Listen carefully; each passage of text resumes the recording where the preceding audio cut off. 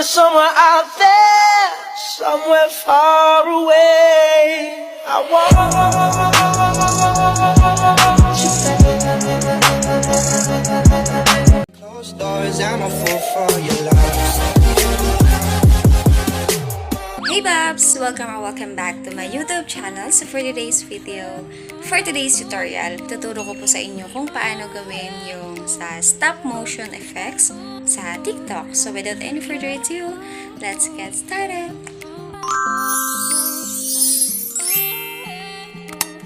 Okay, so dito na tayo sa ating application, TikTok. So punta na tayo sa TikTok.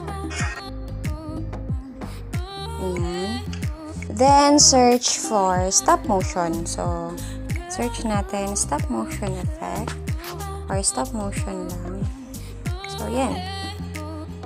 And then, ito yung effects na yon. So, maghanap tayo ngayon ng sound na pwede natin gamitin.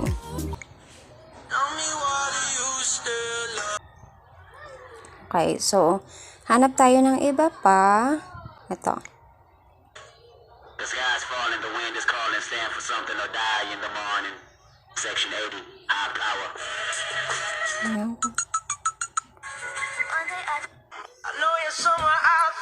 Okay, so ito yung gagamitin natin. Pindutin nyo tong, ito. Then, use this sound. Wait lang. So, dahil yan agad ang lumabas, punta tayo dito sa effects. Tanggalin muna natin yung effects na yan. So, yan. Then, flip camera. Pagka-flip. Wait lang.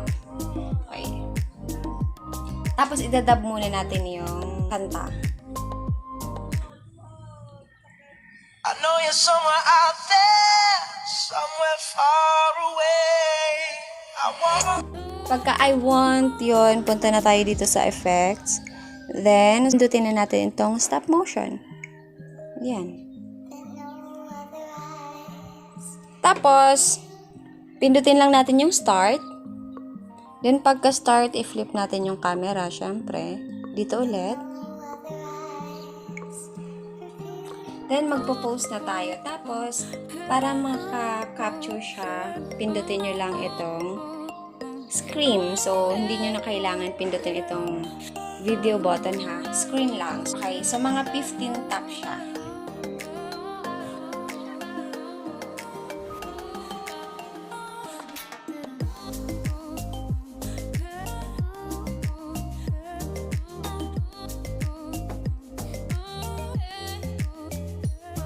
Okay, so tama na yun, pwede na yun. So kahit ilan naman pwede. So meron dito, ito sa taas makikita nyo kung ilang frames na siya.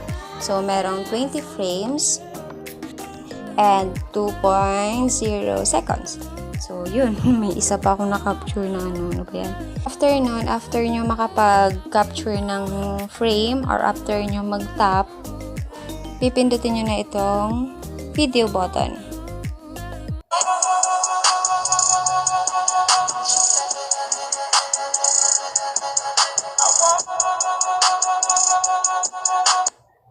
Ayan.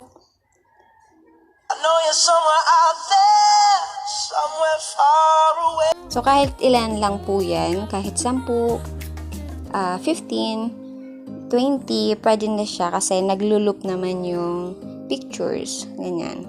So, yan. Sobrang dali lang niya. So, sana nagustuhan nyo. Sana may natutunan kayo. And, pwede nyo na siyang i-upload next lang. Then, upload. Ayan, or post na. So, that is all for today's video, Babs. Thank you so much, Babs, for watching. Bye!